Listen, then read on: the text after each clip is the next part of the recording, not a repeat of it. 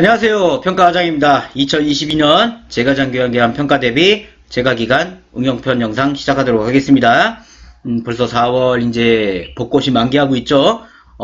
제가 있는 지역까지 벚꽃이 만개하고 있는데 벚꽃 구경은 좀 가셨나요? 사진 한 장이라도 좀 남기시기 바랍니다. 코로나가 정점을 찍고 내려오는 상황이고 또 우리 건강관리 유의하시면서 또 일상생활로 돌아가야 되지 않겠습니까? 이제 3년째인가요? 2020년, 2021년 지금 3년째인데 진짜 시간이 정지되어 있는 것 같아요. 이 3년 동안. 어쨌든 다들 힘내시고요. 자, 이제 또 응용편 설명을 드리도록 하겠습니다.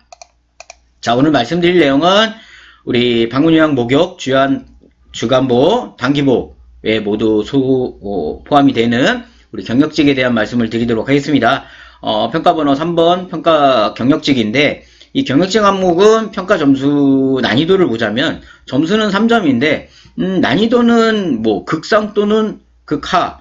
나뉘는 게 뭐냐면 우리 기관에 보셔가지고 2년 이상 근무한 직원이 많은 것 같다면 내가 별도로 준비할 게 없어요. 근데 내가 만약에 2년 이상 근무한 직원이 별로 없고 금방금방 그만둔 직원들이 많다. 그럼 마음속으로 점수를 포기하셔야 돼요. 이 항목은 우리가 어떻게 할 수 있는 게 아닙니다. 이따 근데 맹점은 하나 설명을 드릴게요. 맹점은 자 보시는 것처럼 자 수급자에게 안정적인 급여를 제공하기 위하여 인력 관리를 하고 있는지를 이제 평가하는 건데 평가 기준을 좀 볼게요. 평가 기준은 뭐냐면 간단해요. 이런 계산표를 우리가 계산할 필요는 없어요. 그냥 단순하게 2년 이상 그죠? 근무한 직원이 많으면 돼요. 그래서 여기 보시면 분모에는 집회적용 기간 동안 그죠? 집회적용 기간 3년이죠. 근무한 직원 중 합산 6개월 이상 급여를 제공한 직원 기준으로 직원 수를 하고 분자는 분모 중 만 2년 이상 연속하여 근무한 직원 수를 한답니다. 그래가지고 계산을 한다는데 이 계산까지 우리가 알 필요는 없어요. 그냥 마음속으로 우리 예를 들어 뭐 내년 그러니까 올해 짝수 기간이다. 그러면 2020년 1월 1일부터 이거는 또 매뉴얼이 발표돼요. 적용 기준이 언제까지인지. 근데 예를 들어 2022년이겠죠.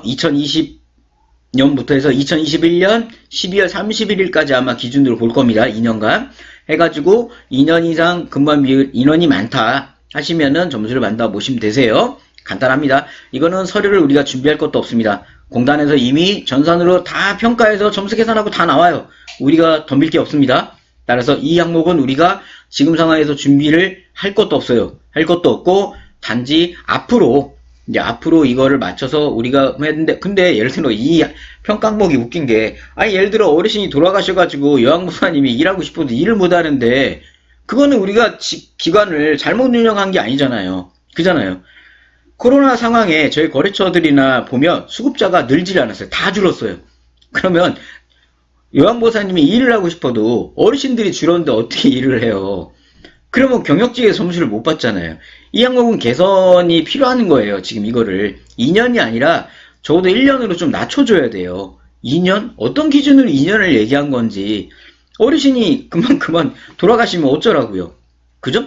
그러니까 이런 거는 좀 이번에 평가 매뉴얼이 나오면 건의를 좀 하셔야 돼요. 이 항목은. 아셨죠? 아니면 그냥 가만히 있다가 점수 감점돼요. 3점이. 주의하셔야 되는 겁니다. 이 항목. 여기까지 정리를 하자면 경력직은 우리가 준비할 게 없다. 그냥 우리가 생각했을 때 이제 올해 평가받는 기간 짝수 기간 같은 경우 2020년 1월 1일부터 2021년 12월 31일까지 우리 2년 이상 근무한 사람이 많아. 그럼 우리는 점수를 받을 것 같다 생각하시면 되는 거고요. 우린 별로 없네. 그럼 마음을 비우시고 3점을 일단 마이너스 됐다고 생각하시면 되세요. 아셨죠? 이거는 저도 어떻게 풀어드릴 수 있는 방법이 없어요. 자, 그렇게 해가지고 이제 점수 계산을 하시는 건데 상세 매뉴얼을 좀 볼게요. 상세 매뉴얼을. 자, 이게 보시면 집회 적용 기간이 직전 매뉴얼이었잖아요. 그러면 2019년도에 발표된 매뉴얼이니까 2019년 1월부터잖아요. 그럼 올해 같은 경우는 올해 매뉴얼이 만약에 발표가 된다면 2022년 뭐 11월 또는 5월, 6월 이렇게 되겠죠. 그때부터 평가 매뉴얼 이제 그때부터라고 봐주시면 되세요. 아셨죠? 자, 그러면 운영 기간은 각 기간의 급여 종류별 적용 시작일을 기준으로 하고요. 여기서 2년인데 이런 질문들을 하세요. 우리는 아직 오픈한 지 2년이 안 됐다. 그러면 오픈 날부터 현재까지 계속 근로자를 2년 이상 근로자로 봐요. 그러니까 예를 들어 뭐냐면 우리는 오픈한 지 이제 1년 반 됐는데 그럼 우리는 2년 이상이 아무도 없지 않느냐가 아니라 오픈한 날부터 현재까지 근무한 사람을 2년 이상으로 봐요. 그렇게 계산을 합니다. 아셨죠? 그래서 이제 그런 거를 주의하시면 될 것 같고요. 자, 대표자나 시설장은 비율 산정에서 제외를 하고, 대표자 겸 직원은 비율 산정에 포함. 아까 아니구나. 저번 영상이었죠? 그러니까 급여를 받는 직원은, 센터장은 비율에 포함이 되지만, 대표자이면서 센터장은 비율에 포함을 안 한다는 겁니다. 아셨죠?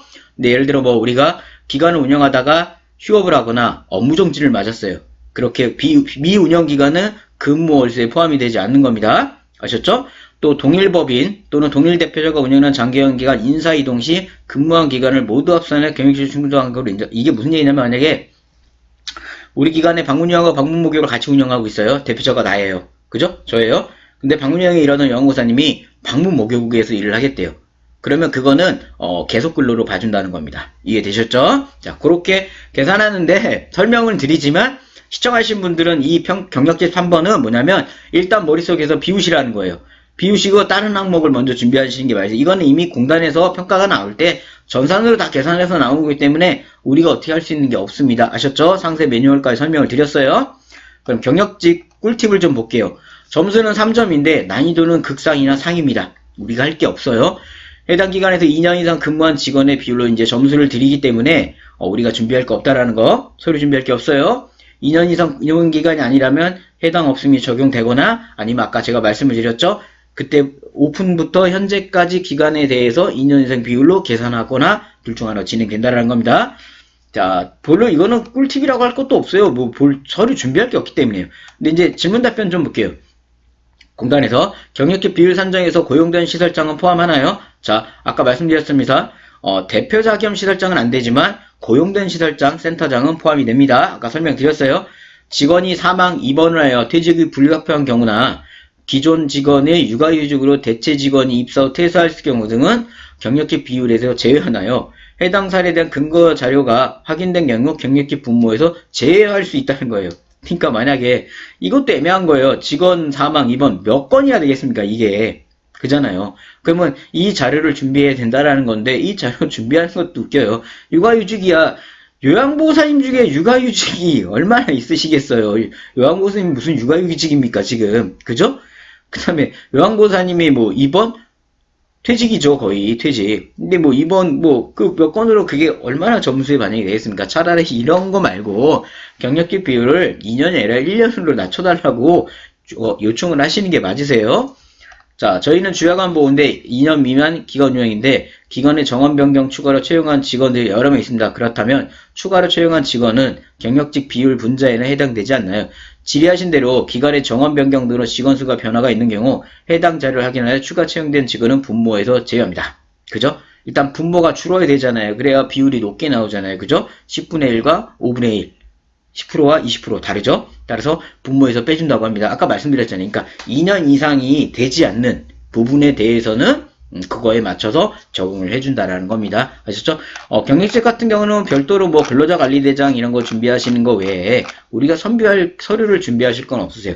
예전 같았다면 뭐 이 안에서 근로자관리대장부터 근로계약서 이런 부분들이 많이 추가됐다면 평가가 이 항목에서는 많이 간소화됐습니다. 자, 이제 정리해서 말씀드리겠습니다. 평가번호 3번 경력직, 방문요양, 목욕, 간호, 주간, 단기보호에 모두 포함이 되고요. 점수는 현재 3점이 예정되어 있습니다. 난이도는 극상이라 봐주시면 되세요. 현재 우리가 준비해야 될 건 없다. 앞으로 우리가 준비해야 될 건 아까 말씀드렸죠? 없다. 그러나 만약에 내가 준비하고 조금이라도 한번 점수에 보탬이 돼보게 했다면 우리 그만두신 요양보호 선생님들 중에 한번 얘기를 하세요. 한번 자료 정리를 해보시라 이거죠. 육아휴직이라든가 직원의 입원 또는 퇴사, 사망 이런 거에 대한 서류를 끊어 놓으시라는 겁니다. 아셨죠? 그거 외에는 점수 획득 방법은 거의 없다. 왜냐? 공단에서 알아서 평가관들이 전산으로 다 파악해 나오기 때문이다. 그죠? 만약에 여기서 두 가지 방법을 예전에 썼었어요. 두 가지 방법. 근데 그걸 영상으로 지금 말씀드리기 애매한데, 그냥, 그거는 말씀 안 드리는 게 나을 것 같아요. 그죠? 나름 써가지고 다들 점수를 받으셨는데, 공개하면, 앞으로 공개하면 이거 막을 것 같아서, 공개하면 안 될 것 같아요. 그러면 이건 제 노하우가 이제 끝나잖아요. 그죠? 그러니까 이거 양해를 부탁드려요. 큰일 날 뻔했네. 말하다가 모르고 말할 뻔했는데, 어쨌든, 네, 모두, 경력직은, 모두들 점수를 그래도 좀 중간 정도 받게끔 우리가, 직원 관리에 유의하시기 바라도록 할 거고요. 응용편 영상이 이제 계속 올라가기 시작을 하고 있어요. 근데 매뉴얼이 발표돼야 좀 더 디테일하게 또 나갈 수 있겠지만, 그래도 우리 평가 준비하시면서 새로운 걸 배워 나가시라고 하나씩 올려드리고 있습니다. 자, 4월 이제 어느덧 4월도 중순이 넘어가고 있고요. 우리 시청하신 분들도 저번 영상에 말씀드렸나? 그랬나요? 버킷리스트? 자, 내가 하고자 하는 걸 하나씩 시간 짬을 내셔가지고 하나씩 해보시는 것도 아주 살아가시는데 많은 행복한 일이 될 거라고 생각을 합니다. 자, 저는 하과정이었습니다. 감사합니다.